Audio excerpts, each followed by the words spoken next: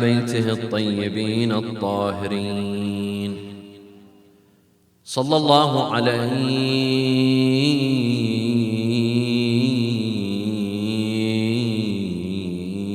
يا سيدي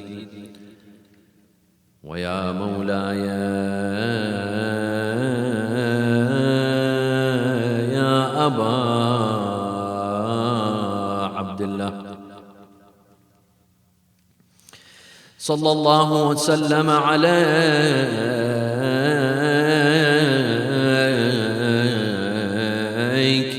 يا ابن رسول الله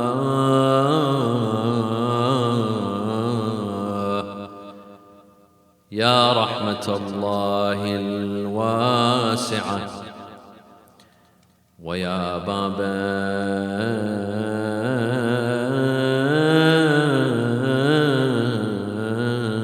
نجاة الأمة ويا عبرة كل مؤمن ومؤمنة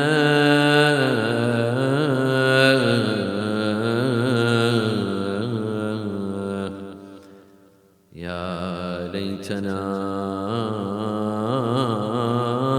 كنا معكم سادتي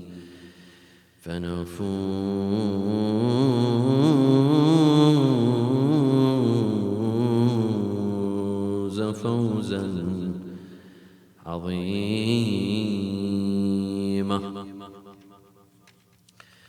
أعوذ بالله من الشيطان الرجيم. بسم الله الرحمن الرحيم. وما كان المؤمنون لينفروا كافة فلولا نفر من كل فرقة منهم طائفة ليتفقهوا في الدين ولينذروا قومهم إذا رجعوا إليهم لعلهم يحذرون. عطروا أفواهكم بذكر الصلاة على محمد وآل محمد. الثاني على حب الحسن والحسين. الثالث على حب فاطمة الزهراء بأعلى أصواتكم.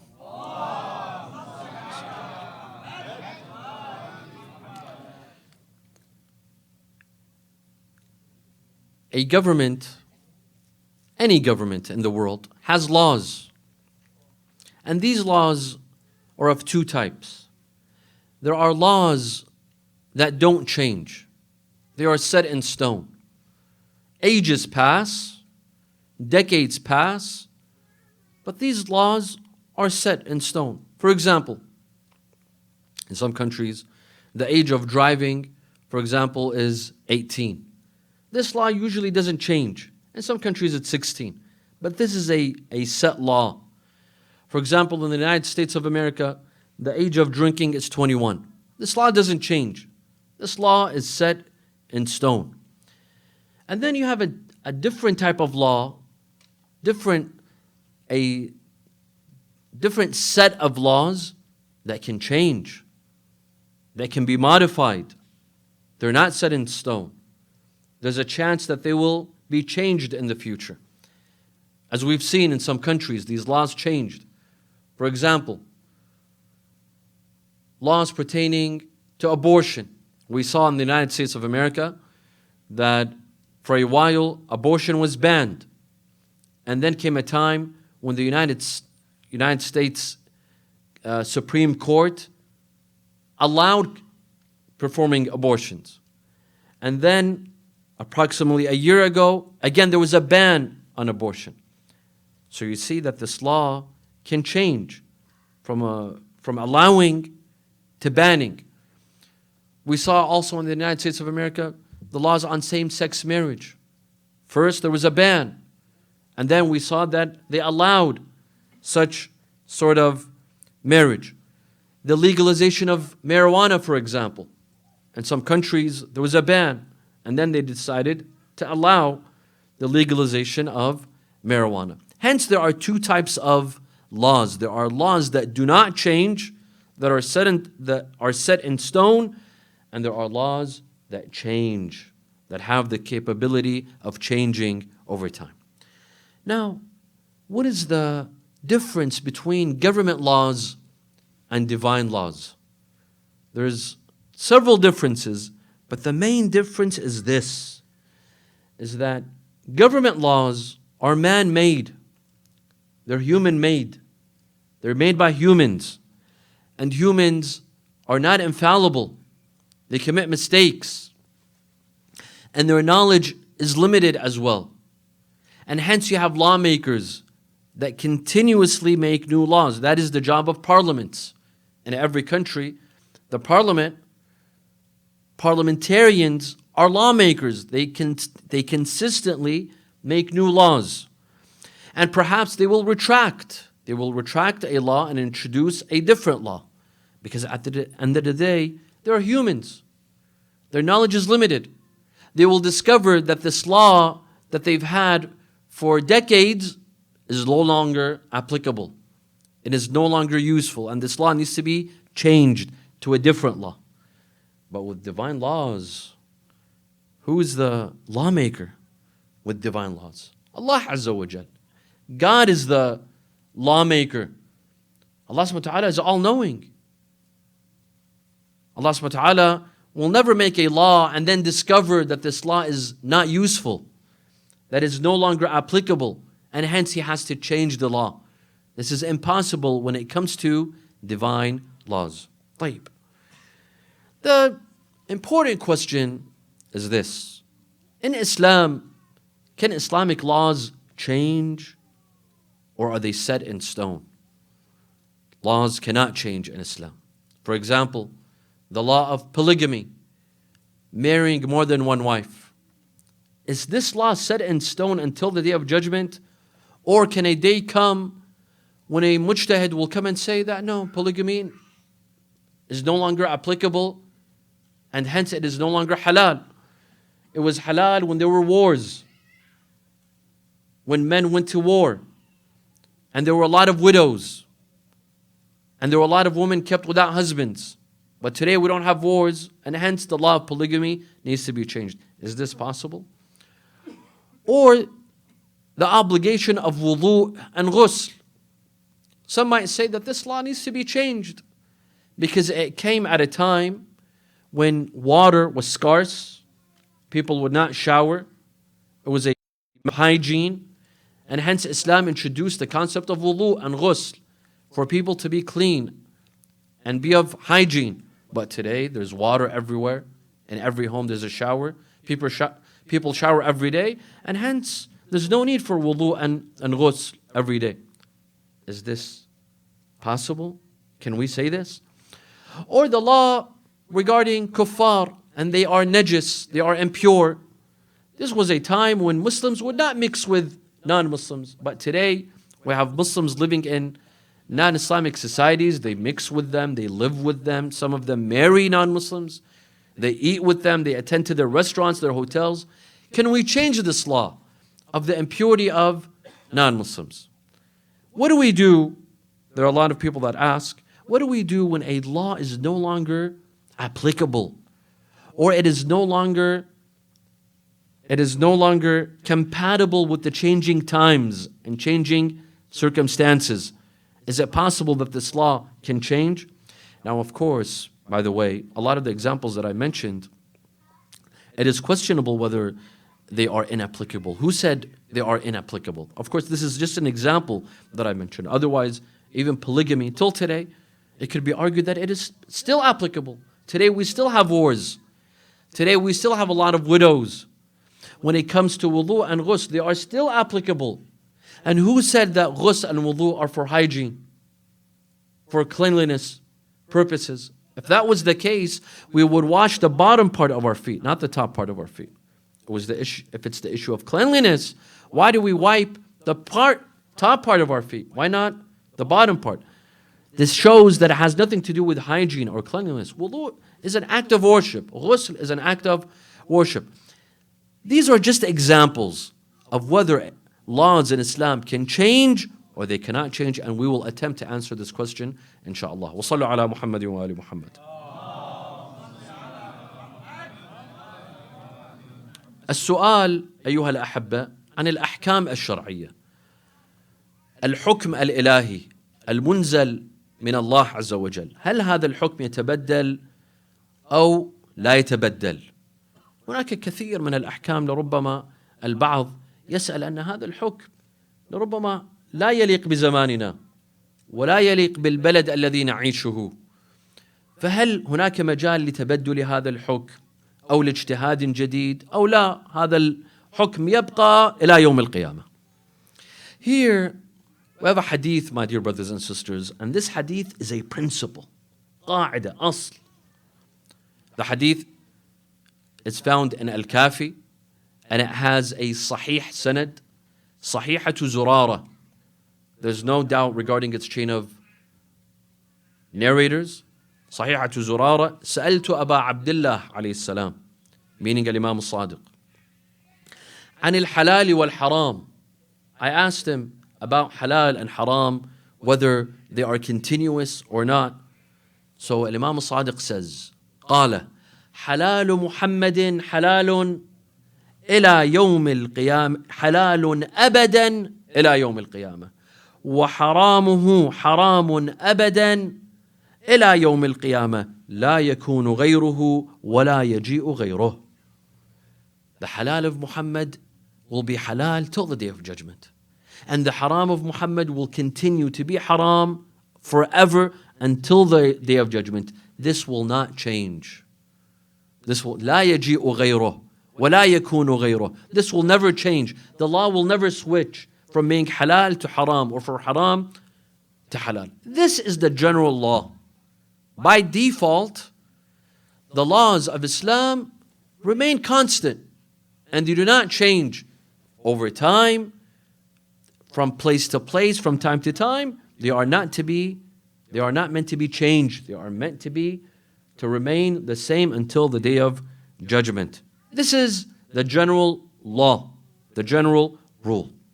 However, sometimes it is not the law that changes, it is the subject matter that changes. Pay attention to me. Every حكم لكل حكم يوجد موضوع. كما يقول العلماء في الحوزة، الحكم يدور مدار الموضوع. إذا تبدل الموضوع يتبدل الحكم. إذا انتفى الموضوع ينتفي الحكم. الحكم يدور مدار الموضوع وجودا وعدما. Every law has a subject matter. If that subject matter changes, and so too will the law change. If the subject matter does not change, the law doesn't change. Let me give you a few examples for the idea to be clear. Previously, our ulama would say that selling blood was not permissible, haram. It is haram to sell blood.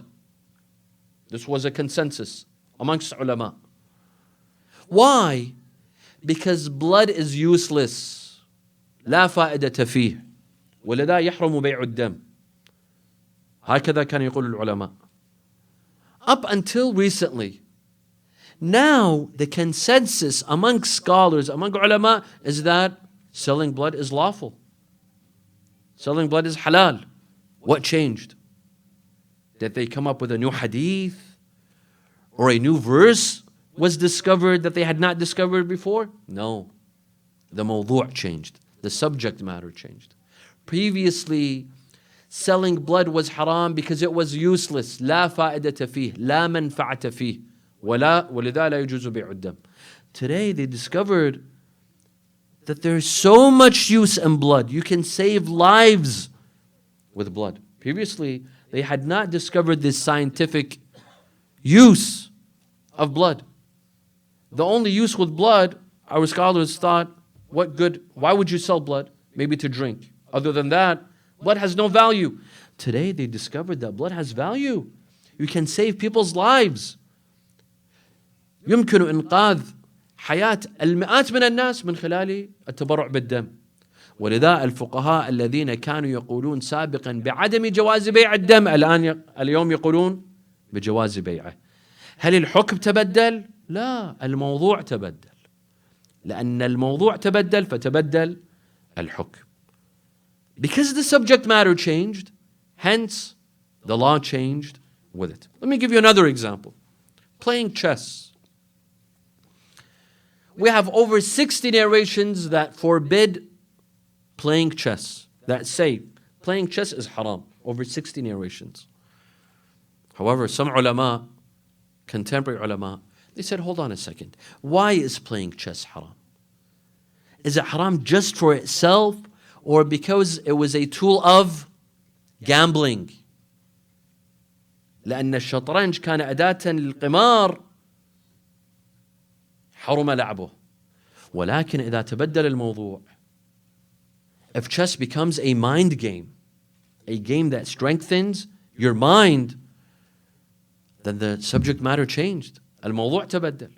It was a game of gambling. Today it's no one even plays chess anymore for gambling. Correct? If they want to gamble, they go to Las Vegas. There's other ways of gambling, not by playing chess. Today, chess is a mind game. And hence, الموضوع تبدل, the subject matter changed. Hence, there are some scholars, some, not all. For example, Sayed Hossain still believes that playing chess is haram. But there are some scholars, like Sayed Al-Khamenei, that believe that playing chess is halal. Because the subject matter changed. A third example. Dissection. Dissecting a human body. According to all of our ulama, previously, dissection was haram.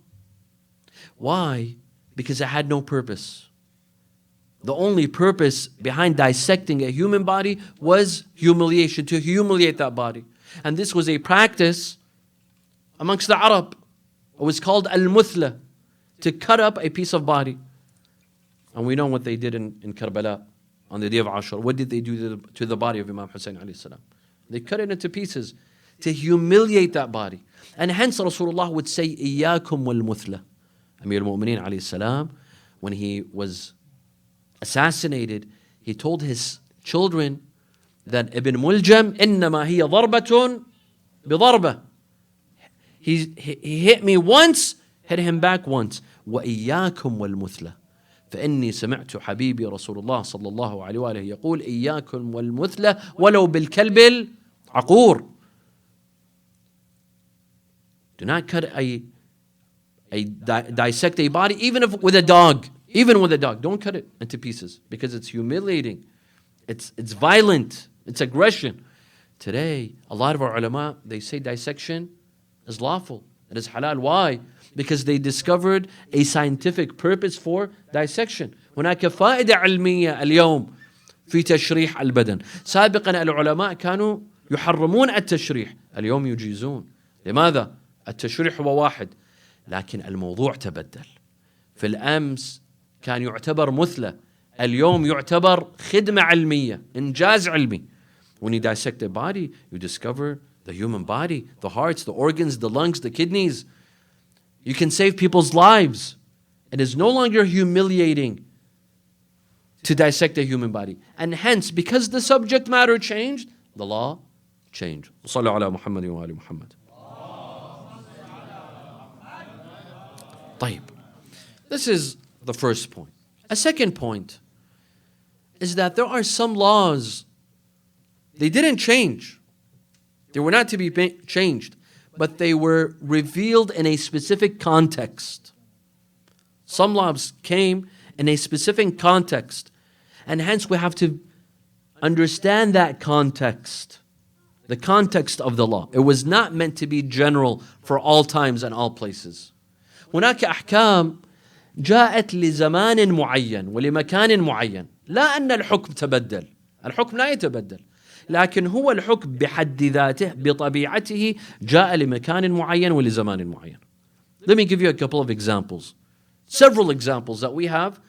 There are laws that came in a specific context. Number one, eating salt before eating your food We know that eating salt is what? Mustahab. Before starting your meal, lunch, dinner, have some salt.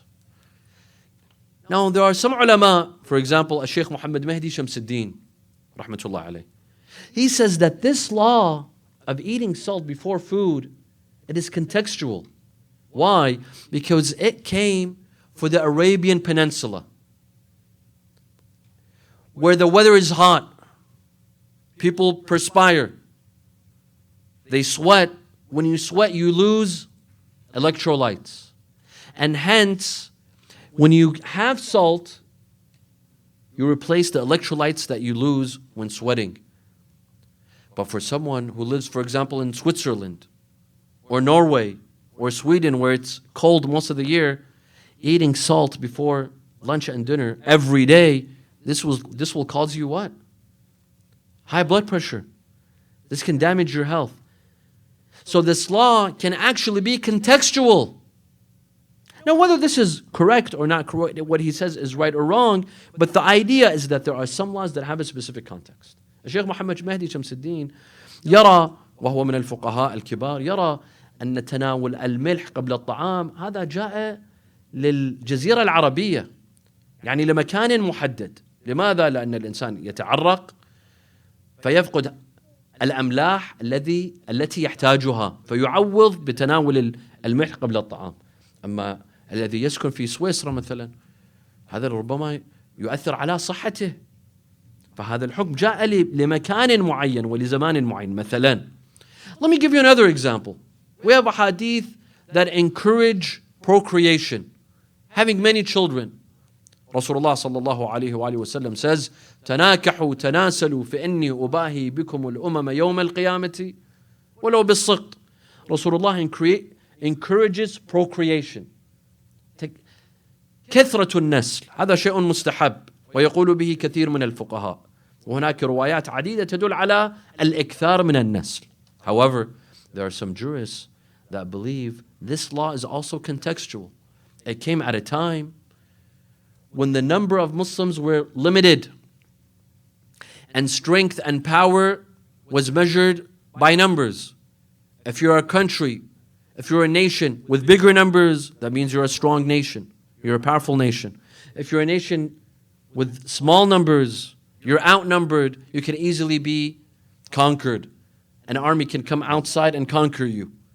And hence Muslims needed bigger numbers. They were outnumbered. And hence it was recommended to have many children. Today, big numbers are a burden. There are some that argue. For example, like our teacher, Ayatollah Sheikh Al-Irawani, or Ayatollah Sheikh Nasr Makarim Al-Shirazi. They believe that this law of increasing your children, it's contextual. Today, having large populations is a burden. Look at India.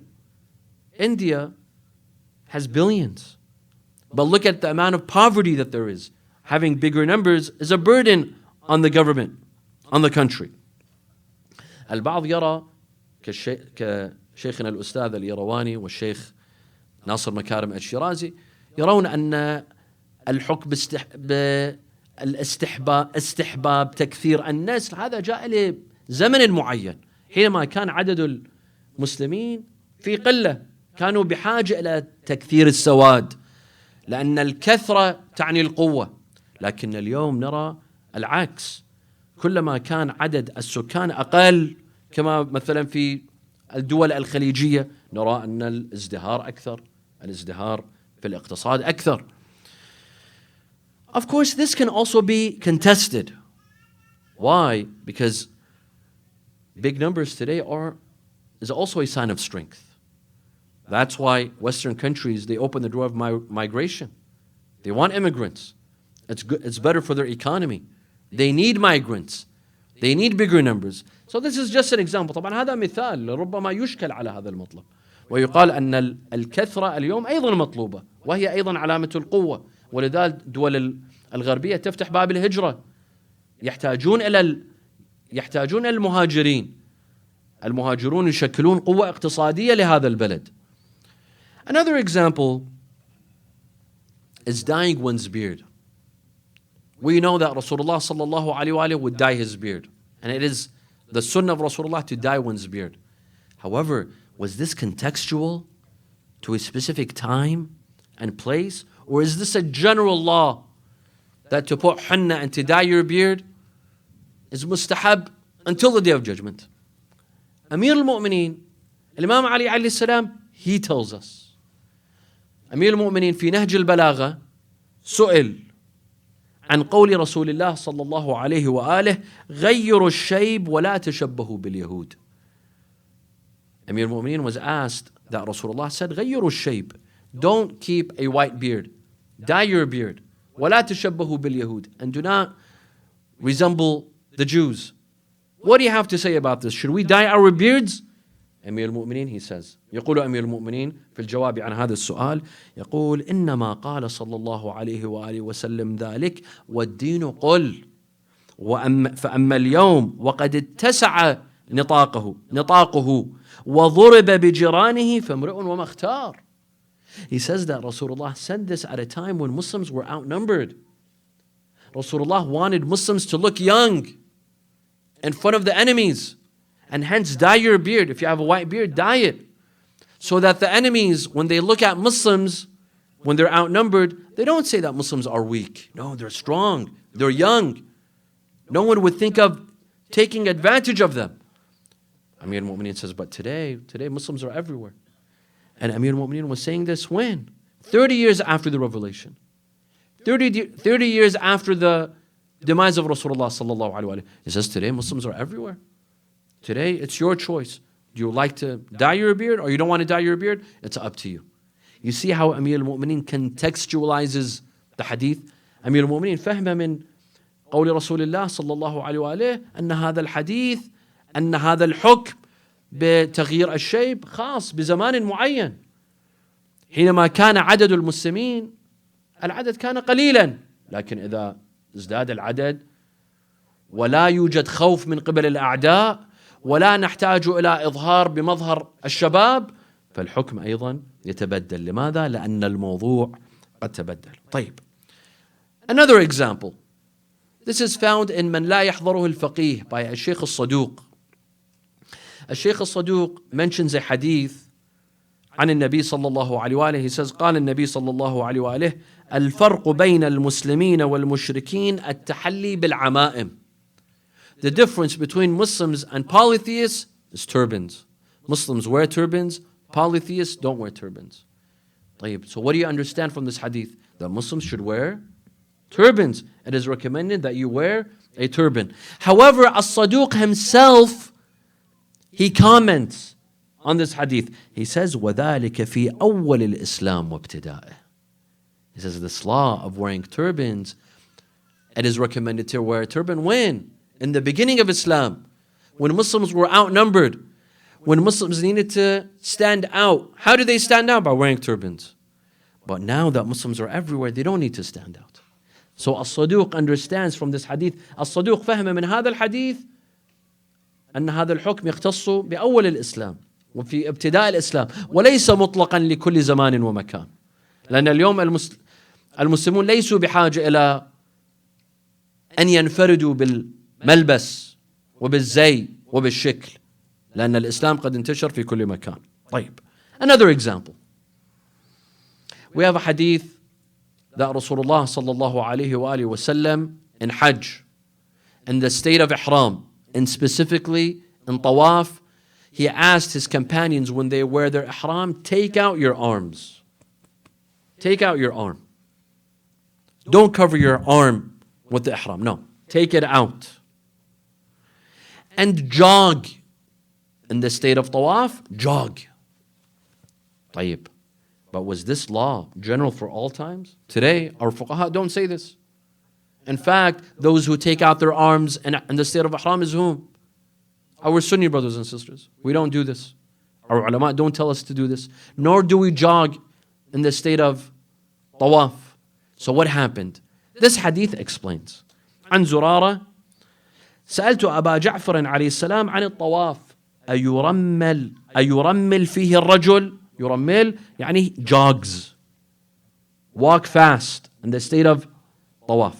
فقال الإمام الباقر عليه السلام فقال إن رسول الله صلى الله عليه وآله لما أن قدم مكة وكان بينه وبين المشركين الكتاب الذي قد علمتم أمر الناس أن يتجلدوا.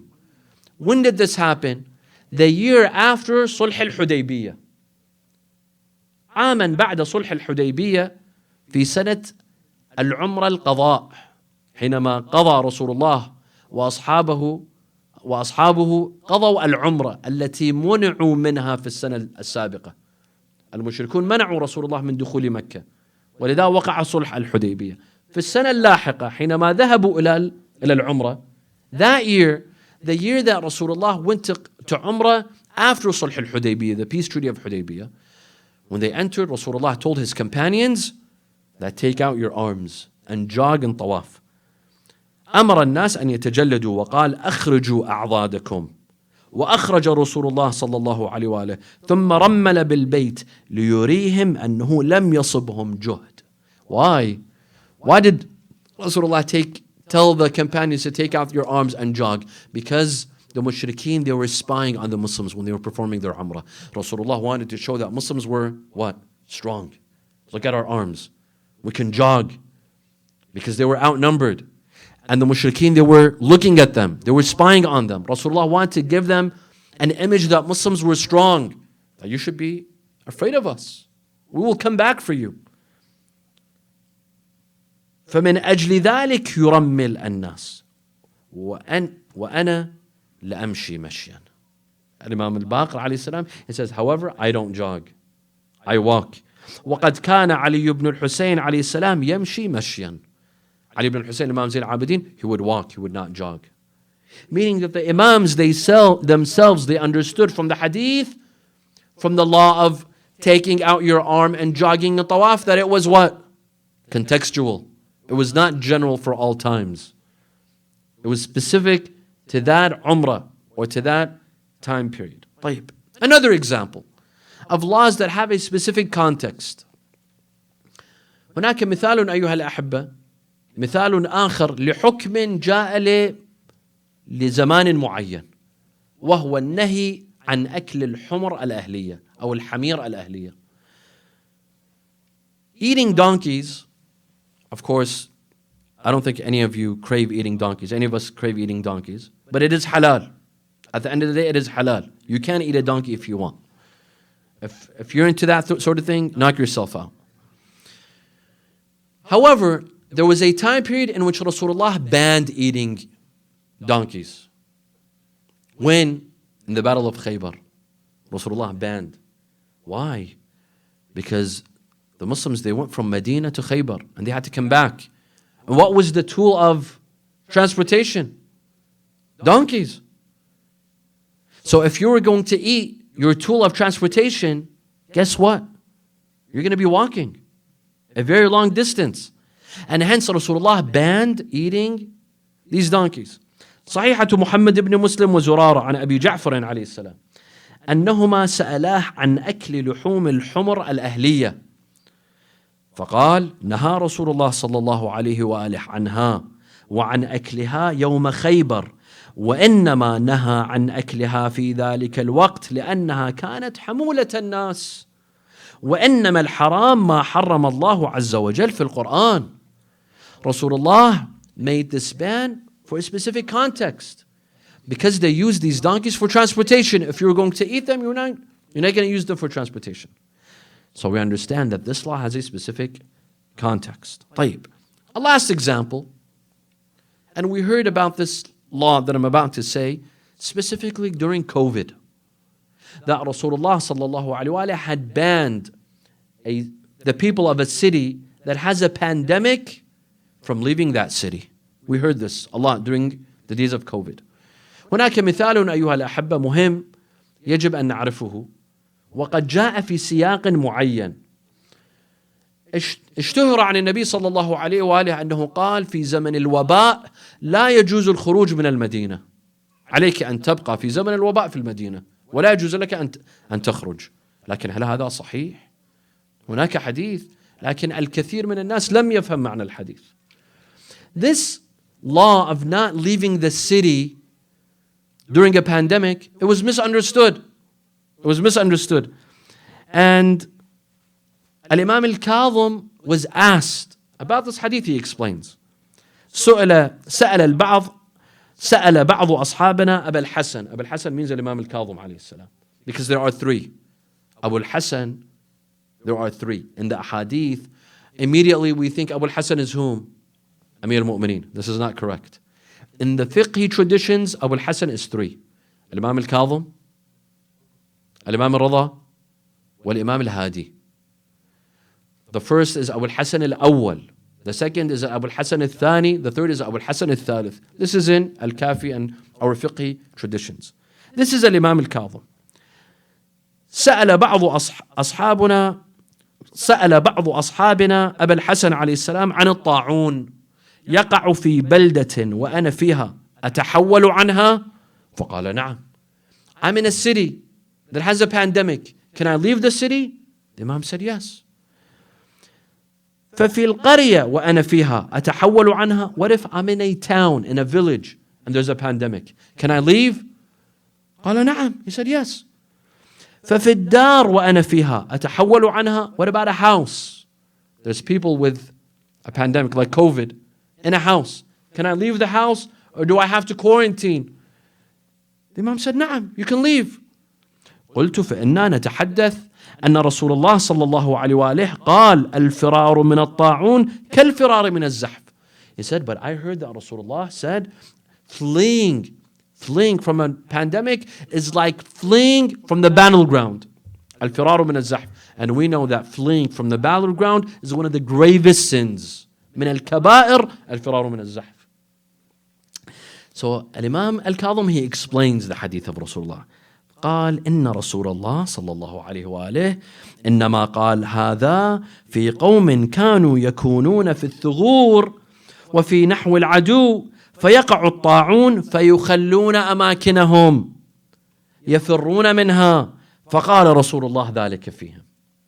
He says that this hadith was misunderstood. Yes, Rasulullah did say fleeing from a pandemic is like fleeing from the battleground. But where did he say this?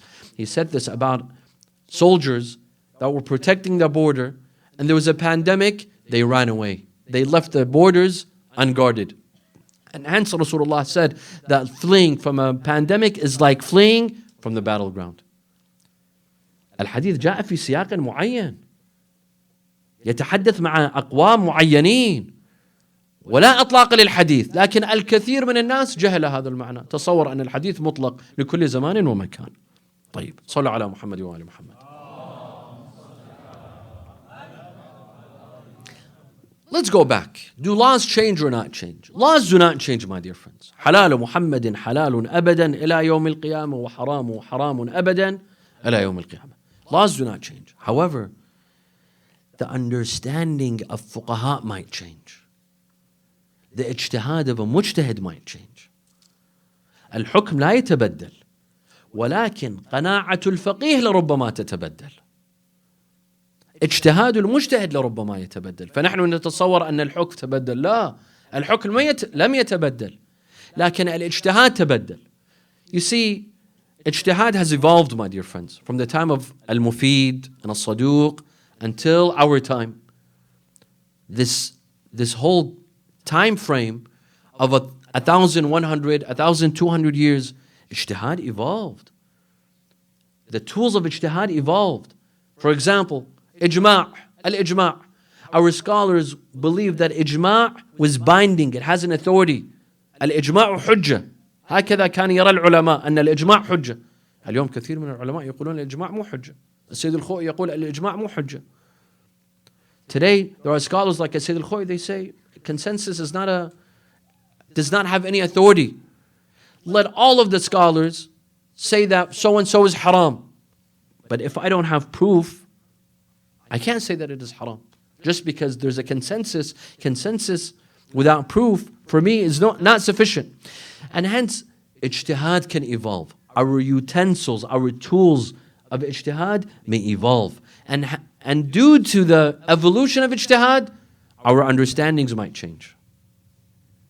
Let me give you an example. Ulama believed that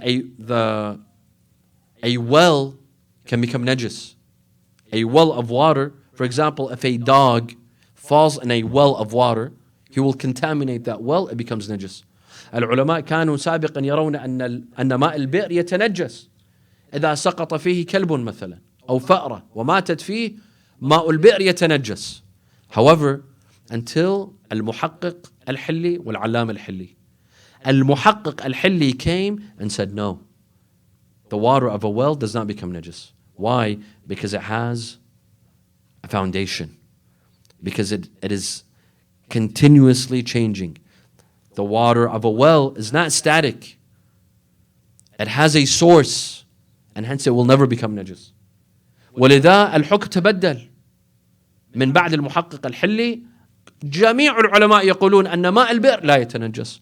Today, previously, before al-muhaqqiq al-halli, there was a consensus that the well of a water may become contaminated, najis. Today, all of our ulama say that the water of a well does not become contaminated. Why? Because their understanding of ijtihad changed. The law doesn't change, but their understanding might change. I'll give you another example. Previously, our ulama would say that the people of the book, Christians and Jews, are najis. Most of our ulama, they believed that Ahl al-Kitab are najis until the time of Sayed Hossain Al-Hakim rahmatullah alayh. Sayed Hossain Al-Hakim came and said, hold on a minute. Let's review the ahadith. Let's review the narrations. Sayed Al-Hakim قال لنعد النظر في مسألة نجاسة أهل الكتاب.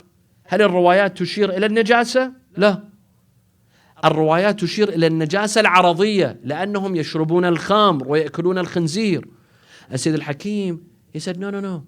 We have to reevaluate these ahadith. Our previous ulama did not understand the ahadith correctly. These ahadith tell us that Christians and Jews can be najis. Why? For eating pork and drinking alcohol. Not because innately they are najis. And hence the new fatwa became that Ahl al-Kitab are pure. They are not najis.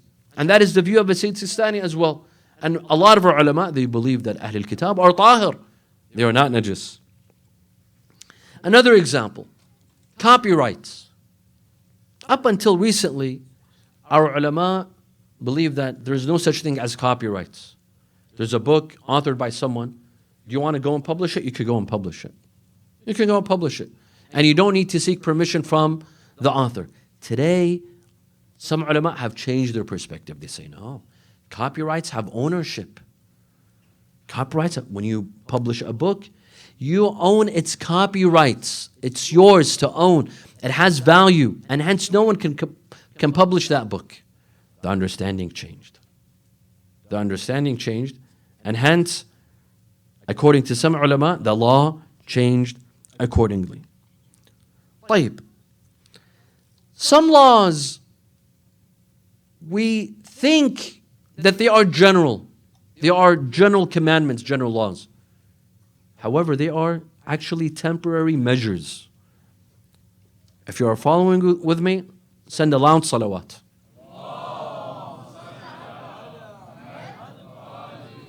You see, like in any country, in any government, there are laws, there are fixed laws, and there are temporary measures. Let me give you an example. The law of driving, for example, you have to be 16 years old or 18 years old. This is a fixed law. And there are laws in every government that are temporary measures. They're not really laws. Let me give you an example. Wearing masks during COVID. Everyone had to wear masks. Was that a fixed law or was that a temporary measure? It was a temporary measure. During the pandemic, everyone had to wear masks. Now that the pandemic is over, you don't need to wear masks again. This was not a law. It was a temporary measure. Getting vaccinations, not shaking hands, keeping social distance. This was a temporary measure. It was not a fixed law. In Islam, we too have fixed laws and we have temporary measures. You see, في الإسلام توجد قوانين وأحكام مطلقة لكل زمان ومكان.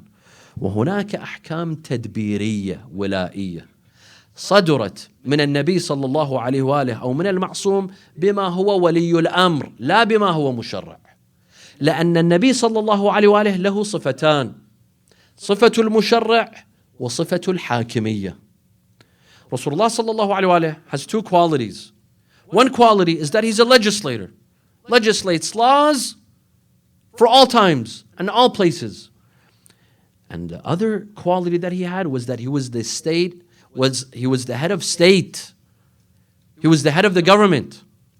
The first quality, as a legislator, this entails legislating laws for all times and all places. The second quality, him being the head of state, it entails having temporary measures. كونه حاكما لدولة يستدعي أحكام تدبيرية وأحكام ولائية. Let me give you an example. Rasulullah sallallahu alayhi wa alayhi, during Hajj, you know, in Hajj, when you go to Hajj, in Mina you have to slaughter. You have to slaughter. That meat, does it have to stay in Mina or can you take it outside of Mina? Rasulullah sallallahu alayhi wa alayhi, for a certain period, he banned the Hujjaj from taking that meat out of Mina. But then later on, he allowed taking the meat out of Mina, which shows that this was a temporary measure. When there were poor people only in Mina, Rasulullah said, do not take the meat out of Mina. When there were poor people outside of Mina, he allowed taking the meat out of Mina. ففي صحيحة محمد بن مسلم عن أبي عبد الله عليه السلام قال سألته عن إخراج لحوم الأضاحي من منى فقال كنا نقول لا يخرج منها شيء لحاجة الناس إليه فأما اليوم فقد كثر الناس فلا بأس بإخراجه. You see how this law, it wasn't a fixed law, it was a temporary measure. Previously you could not take out the meat from Mina. Then the Imams changed the law. They said you can take out the meat because this was a temporary measure.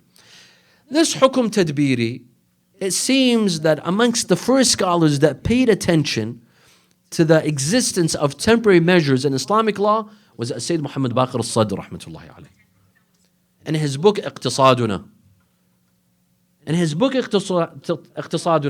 Sayyid Muhammad Baqir al-Sadr says that there are two types of laws. There are fixed laws that Rasulullah legislated for all times and all places, and there were temporary measures that Rasulullah issued for specific circumstances. There were temporary measures, and he calls them ahkam tadbiriyya or ahkam walaiyya. طيب. Now, Imam Hossein alayhi salam, one of the reasons behind his rise, one of the philosophies behind the rise of Imam Hussein was to protect Allah's laws, was to protect the divine laws. Because Imam Hussein saw that Allah's laws were not being implemented, not by Yazid and not by those before Yazid. And hence he said, ألا ترون إلى الحق لا يعمل به وإلى الباطل لا يتناهى عنه ليرغب المؤمن في لقاء الله محقا فإني لا أرى الموت إلا سعادة والحياة مع الظالمين إلا برمة. The divine laws, the laws of Allah were put on hold. They were not being implemented, not by Yazid, not by Muawiyah, and not by others. The ones before Yazid and Muawiyah. In fact, the divine laws of Allah, they were ridiculed. They were not taken seriously, including the mu'ahada, the peace treaty between Muawiyah and Imam al-Hasan alayhi salam. The treaty entailed that after the death of Muawiyah, the Khilafah will come back to Bani Hashim, to Imam al-Hasan and Imam al-Hussein.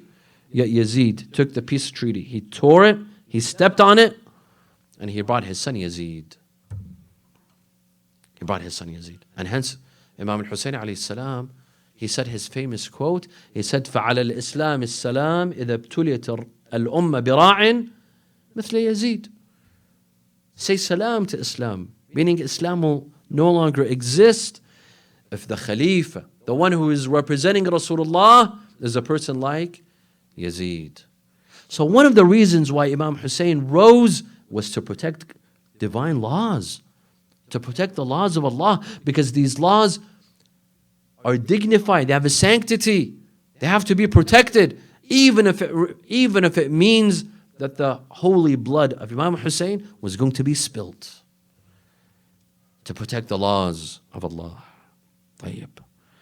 This is the eve of the 2nd of Muharram. A day like tomorrow, the 2nd of Muharram, Imam Hussein alayhi salam arrives to Karbala. في اليوم الثاني من المحرم وصلت قافلة الحسين إلى كربلاء.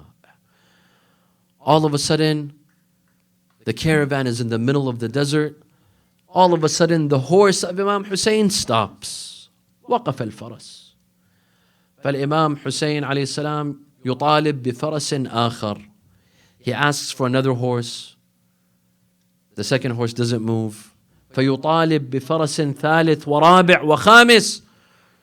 لكن الفرس لا يتحرك. As many horses he asks for, the horses don't move. So finally, Imam al-Hussein alayhi salam looks to his companions and he says, أصحابي ما اسم هذه الأرض؟ فقال أحدهم سيدي تسمى الغاضريات، وقال الآخر تسمى الطاف، وقال الثالث تسمى نينوى. They kept on mentioning names and names and names. Finally, someone said, سيدي تسمى كربلاء. فتنفس الصعداء. Imam Hussein sighed, he took a breath, and he said, اللهم إني أعوذ بك من الكرب والبلاء. انزلوا أصحابي، انزلوا. Come down, my companions. انزلوا فها هنا محط رحالنا. انزلوا فها هنا محط خيامنا. انزلوا فها هنا مصرع شهدائنا. وها هنا سبي نسائنا. أصحابي انزلوا.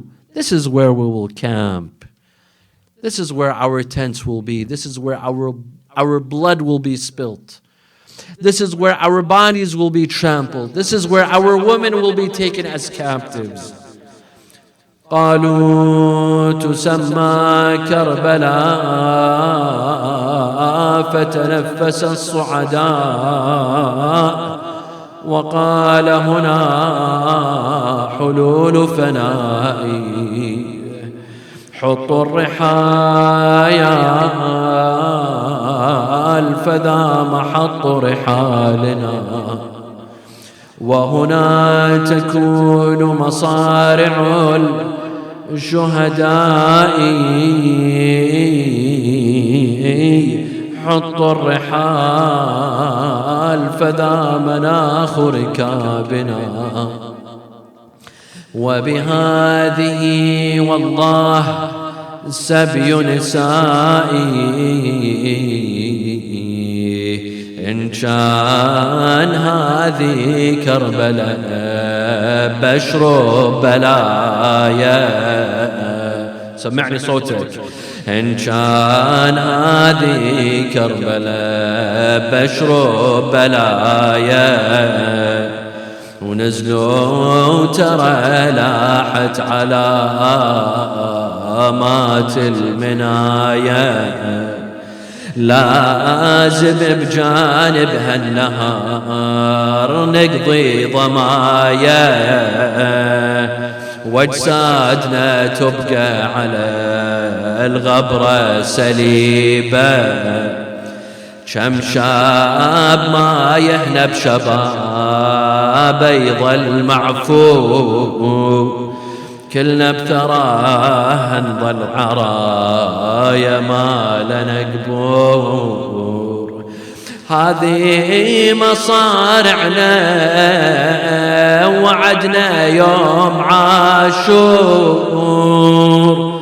طير المنون اسمع على راسي نعيبه. Imam Hussein comes down, he camps in this land. Sayyidah Zainab alayhi salam, she comes down in the land of Karbala on the 2nd of Muharram, yet she feels still safe. Her brother Hussein, her brother Al-Abbas, her nephews Al-Qasim, her nephew Ali Al-Akbar, They are all surrounding Zainab on the 2nd of Muharram. However, there was another day, the eve of the 11th of Muharram. As Sayyidah Zainab looks around to her right, to her left, there are nothing but dead bodies scattered on the battleground. Their bodies torn into pieces. Wherever she looks, هناك أجسام متناثرة على أرض المعركة. أين الحسين؟ أين العباس؟ أين القاسم؟ أين علي الأكبر؟ في ليلة 11 من المحرم يا لها من مصيبة. فرق كبير بين الثاني من المحرم. وصلت زينب إلى كربلاء، الكل يحيطون بها، لكن ليلة 11 من المحرم الشهداء عرايا على أرض كربلاء. توجهت نحو العلقمي، جعلت تنادي أخاها العباس: أنا رايح العباس قعدي وركوب جفوفه فوق زنده، وقل له ترى اختك بشده. عباس ما انت اللي جبتني بيدك يا خويا، ركبتني هسه رحت عني وعفتني، عقبك بني مية ولتني. لا حول ولا قوة إلا بالله العلي العظيم. إنا لله وإنا إليه راجعون. نسألك اللهم وندعوك باسمك العلي الأعظم الأعز الأجل الأكرم يا الله. اللهم لا تدع لنا ذنبا إلا غفرته، ولا هما إلا فرجته، ولا عيبا إلا سترته، ولا خوفا إلا آمنته، ولا رزقا إلا بسطته، ولا شملا إلا جمعته، ولا مرضا إلا شفيته، ولا غائبا إلا حفظته وأدنيته، ولا حاجة من حوائج الدنيا والآخرة لك فيها رضا ولنا فيها صلاح إلا قضيتها ويسرتها يا أرحم الراحمين. ولأرواح المؤمنين والمؤمنات والعلماء والشهداء نقرأ سورة الفاتحة مع الصلوات.